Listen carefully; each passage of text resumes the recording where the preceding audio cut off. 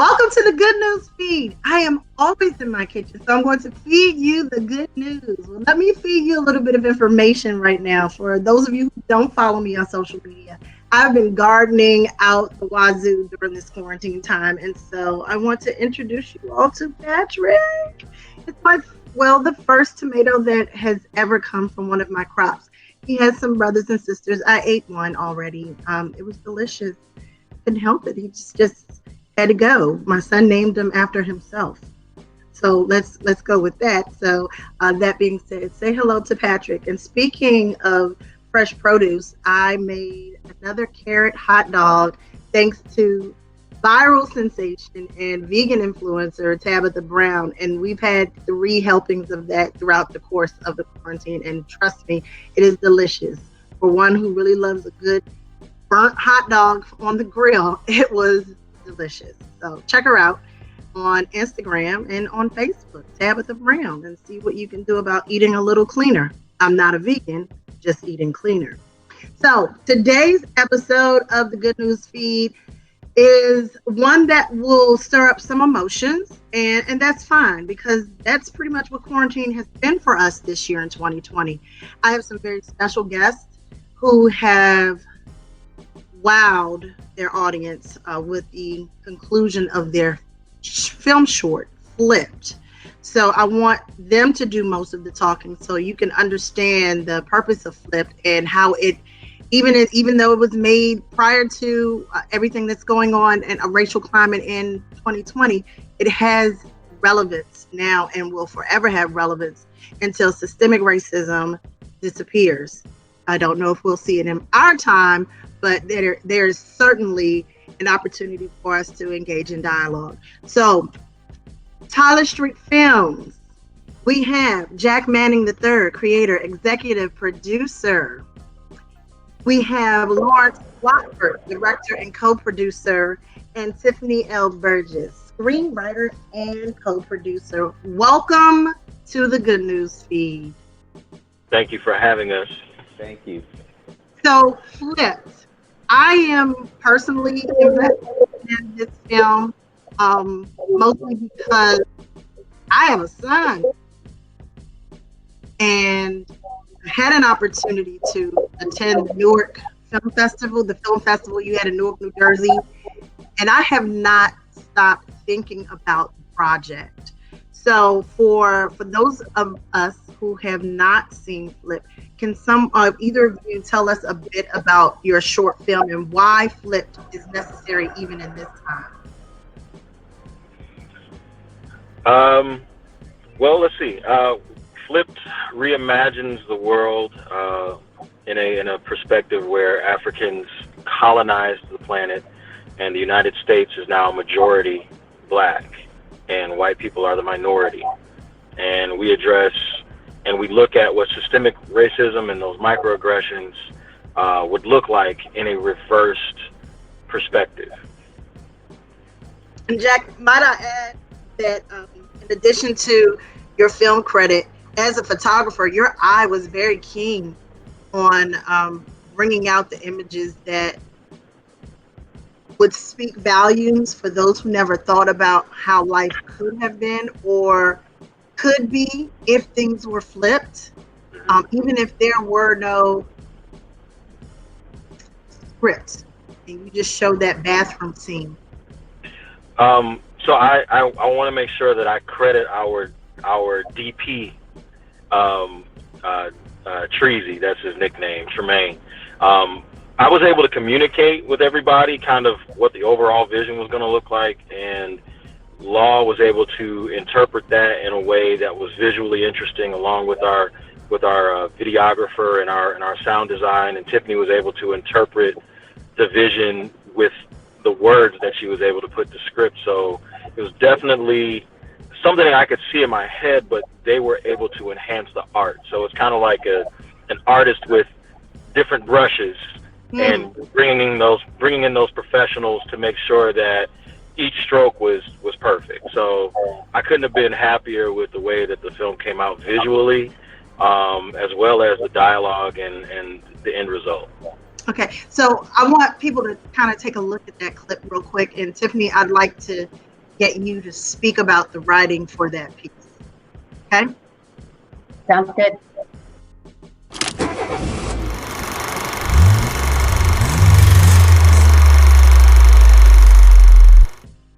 Class was crazy today, wasn't it? Yeah, it was. And you know Nikki didn't mean what she said earlier, right? I mean, I guess so. So, you good, right? Yeah, I'm fine. Yeah. Okay, great. I like her hair. Okay. Okay, see you next period. Bye.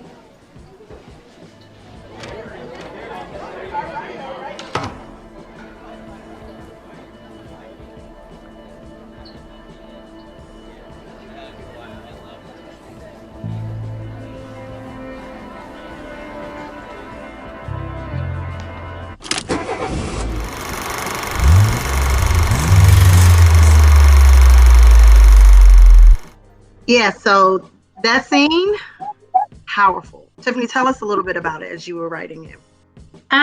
So like Jack said, he had some thoughts and some ideas that he had shared with me on paper as far as what he wanted to convey in the short film. And then once the three of us got together and Lawrence was on board, we were able to just talk through what I had initially put down on paper. The bathroom scene, to me, really represents African American women and some of the microaggressions that we experience. And so, we have if you notice, and Lawrence was really intentional about getting certain shots, so much so that we had wrapped up shooting and he was still doing little shots at our Airbnb after everyone had left of the scene where she's reaching into her book bag to get her saline solution and rinse her contacts. And you see this magazine cover with an African-American female who's my skin complexion, a dark skinned African-American female with braids. And it's like all American teen. So you have that standard of beauty that, those standards of beauty that we're always inundated with as African-American women when we look at magazines and all of that. And then the hair touching piece is a microaggression I feel like so many African-American women have experienced. I kind of fought the guys on that a little bit at first. We want to be mindful of time, and they were like, "Well, we might have to cut that out." And I was like, "Absolutely not," because I wrote it feeling like how I feel sometimes, how I have experienced that. I had a colleague at work once, not too long ago, asked me if my faux locks were heavy.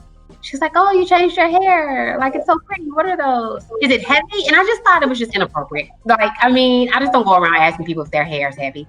So it's just like, those type of microaggressions, just getting that onto paper and then seeing it on screen, and how Lawrence was directing the young women in the bathroom scene, and how Skylar Joy, shout out to her, the young lady who plays Emily, the blonde, she's now on P-Valley on Stars, and we're very, very proud of her.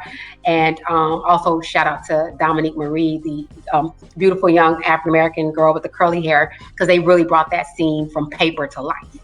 So shout out to them. They did a really good job of that. They did. Lawrence, can you walk us through some of what was going through your mind with regard to the bathroom scene, and why it was so important for you to zero in on some of the small details that were really larger than life? I mean, for me, it was really just trying to make sure that, at that point, that we captured what Jack had originally intended, and what Tiffany, what she felt when she was really penning that scene. And to make sure that when we did it, it was done in a way that that isn't like heavy-handed, you know what I mean? That captures that subtlety in the way that those things often happen, you know what I mean? And as Tiffany described, even in her more recent encounter, it happens so quick and happens so subtly, that if we were heavy-handed with any part of it, I felt like it would just kind of, diminish the whole, you know what I mean? We wanted it to feel like one of those things that just kind of, I don't know. I don't know if just is or is normal is the term, but it's normal. These things are normal for our existence, and just wanting to make sure that we don't communicate it in a way that people like, oh, you know what I mean? That becomes off-putting because we've added something to it. That we've added what we feel to it in a way that it doesn't necessarily play out. You know what I mean? Like, right. Sometimes it feels heavier than it looks. And, you know, the way Tiffany, you know, she was really like, when she's talking about that scene, like that, for me, like that's Tiffany.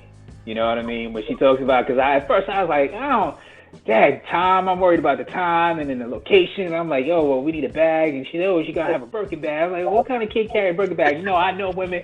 And we went back and forth. But wanting to really do it justice is kind of where my mind was at. You all did a great job with that. So I want to shift the conversation a bit to your audience. Having seen some of the comments on Facebook, not Facebook, on YouTube. Did you all go through all of the comments? If not, I have some for you I want to read, and I'd love your reaction to it. So for those of you who are listening, if I butcher a name, I apologize in advance. So there was a viewer about a month ago, Kagazoma, Cagazoma, who wrote, "Thank you for creating a piece of functional art. I showed this film to my friends and coworkers of all races and genders and asked them, have you ever experienced any of the horrible and unfair discriminatory things that the film shows the white people are suffering? All white people always answer, no, never. Then I remind them why the film is titled Flip. Then they realize what the Black community has and continues to experience daily. Change starts with all of us taking a stance. Being not racist is not enough. We have to be actively anti-racist." What are your thoughts to that viewer? Well, I've scanned a few of the comments on YouTube, and it's honestly encouraging to see people saying that they're showing it to their white friends. I think that was the biggest thing that we realized when we started taking the film around to different cities, is the reactions that we were getting, for the most part, have been really positive. Yeah. Any criticism that we ever got was kind of like technically based, and it wasn't about subject matter. But our white friends that have watched it, that we know personally, and even the ones that we don't know online, commenting and saying that it moved them, it touched them, and they feel like a lot of people need to see this film. It's honestly exactly where we were aiming. Because as Black folks, we already know what this feels like. And so we didn't want to preach to the choir per se. You know, we want Black people to watch it, but we want them to show it to their white friends.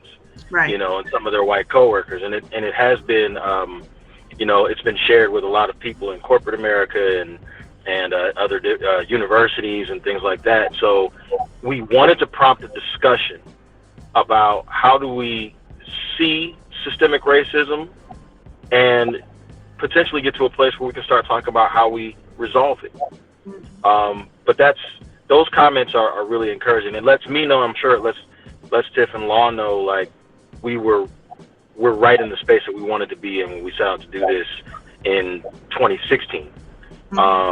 So, you know, here we are 4 years later, and people are starting to watch it in bigger numbers, and we are, unfortunately, it's still a very relevant conversation to have, but fortunately, people are understanding what the message is. Haven't seen too many outside, like, everything has been pretty much in that same space as far as everyone needs to see it. Speaking of 2016 versus 2020, how much has changed? Very little has changed. And when we had this constant visual of the murders, because that's what we're going to call being broadcast via social media and everywhere in between, and there was no justice served. I think timing is everything for Flipped. Yeah, I think you're right. And it's so funny.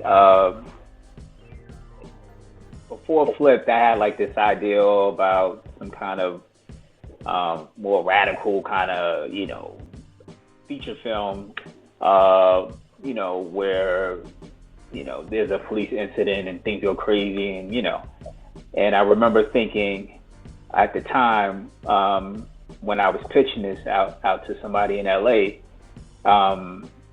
right after that pitch, there were 2 cops who were shot in New York randomly, right? And I remember thinking, oh man, you know what? Can't do this now. Like this, you can't possibly create a film or project where a cop is actually retaliated against. Right. And literally 2 months later, I think that was when Philando Castile happened, and one of the other ones. It's a cycle that's just never ending. It seems like at this point. So, I mean, I guess it was only a matter of time before the cycle repeated and it became something that wasn't, oh, this is an interesting film, and it became, no, this is like really relevant today's social commentary. It's still happening. And that's what's so important about the work that you have. You pretty much answered the impact you wanted to make with this art. Has there been a push to be in more festivals at this point, or where do you want Flip to go next? Besides the universities, like, is there? Do you think this is even something that Hollywood would handle right now? Responsibly. Let me say that. Responsibly. I'll jump back in. Our intention is to turn it into a series. We want people to live with this for multiple episodes. We want to tell a longer story arc with some other, subplots to go along with it. I think we're in a space where you're starting to see production companies and studios realize that social justice films like The Hate You Give and When They See Us and films like that actually do have a real impact. And it's not just that it'll make them money, but it does have a social impact. And it has an impact on the way people view what's going on in the world. Art is reflective of life. Yeah. And so if you are in a position to make it and make art, then you should. And it should reflect what's going on around you. So I think that if given the opportunity, I think they'll be very receptive to what we have to offer. And it's not just this project. We have other projects, but as far as Flip is concerned, I think that this is a message that people need to really ingest. If not for one season, for multiple seasons. But that would be the goal. That would be the goal. So if anybody's watching, hook it up. All you have to do is put it out there. You never know what can happen. Social media is a powerful platform, and I'm going to throw this out here. I'm an educator. Lesson plans, something to consider for not just social studies classes, but for reading and language arts classes, so that we can think more critically. I mean, you have the classroom scene. I was like, yes, teacher. I'm like, wow, where are we going with this? But I totally understood the concept, and those conversations are so very real in the classroom. And what better way to continue to push Flip than through the generation or the group of people who are affected most by systemic racism and social injustice. Like I said, I took it personally because up to age 13, my son will be with me in school. When he goes to high school, I won't be with him. And I have a ways out with the 4-year-old, but I am nervous. Even in a county that's predominantly Black and brown, I am still very nervous. So, any last words? Before I leave, I always try to sum up what's been said, and then you all can each of you can give some last words. So what I heard is that this topic is relevant and will continue to be pushed. You didn't say this, but I think I heard this, that we want people to be as uncomfortable as possible so that we can make changes, not just in small pieces, but in larger pieces. I believe that we're going to say this just for those who are aspiring to be filmmakers, that it takes more than one person to produce a film, because I really appreciate you giving a shout out to the rest of your production team. And that's important to understand from that standpoint. Any closing words? First of all, thank you for having us. Yes, you hit the nail on the head. We want to make people uncomfortable. We want to evoke emotion and hopefully some action and change and, just an understanding. There are a lot of folks who just still don't seem to get it, even with all that we have going on. Lawrence will post a video, Jack will post a video where someone's still saying they don't understand the whole Black Lives Matter movement. So it's just like, are you serious? So we're hoping that this can be a tool that's, used as a teachable moment for folks, like walk in someone else's shoes, and then maybe you'll have a better understanding. So I just want to second that, not only a teachable moment, but it's a teachable moment for us. Right now, the fact that we're on, you're hosting us and giving us a platform, demonstrates the need for us to make sure that we're supporting one another as Black artists, as Black, entrepreneurs.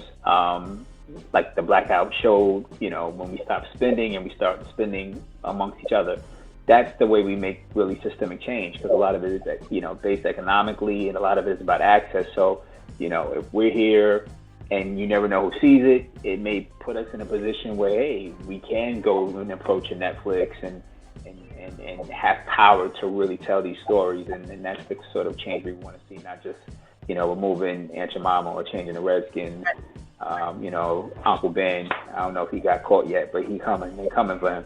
But real systemic change, and that happens when we support one another, because the people, they're looking for profit, they're looking for us to affect the bottom line. So thank you for giving us a platform to hopefully demonstrate that we can do that. I'm just echoing what they just said. I mean, I'm grateful for the opportunity. We go way, way back, so I appreciate you always supporting. But anybody who's watching, just share the film, try to create a discussion, leave comments, leave feedback, because those are the things that help keep it in the dialogue. As all of these posts start to fade out and we start getting more attention to other things, this is still a problem. And this is still something that needs to be addressed, and it still deserves the attention. So, support Black businesses, support Black artists, and we need to do as much as we can to make as much change as we can on every level. This is truly a gift. I've been excited. I had to wear the right colors today, Hampton blue. But I'm going to leave with one more review from a lady named Patrice.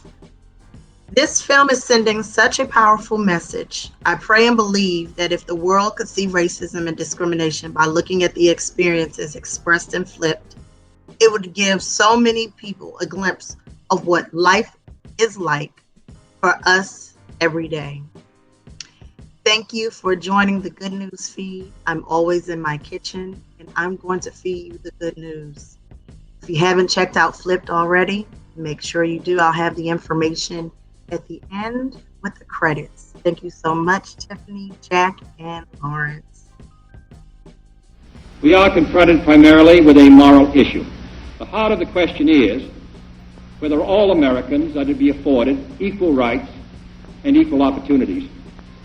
If an American because his skin is white, cannot eat lunch in a restaurant open to the public, if he cannot send his children to the best public school available, if he cannot vote for the public officials who represent him, if, in short, he cannot enjoy the full and free life which all of us want, then who among us would be content to have the color of his skin changed?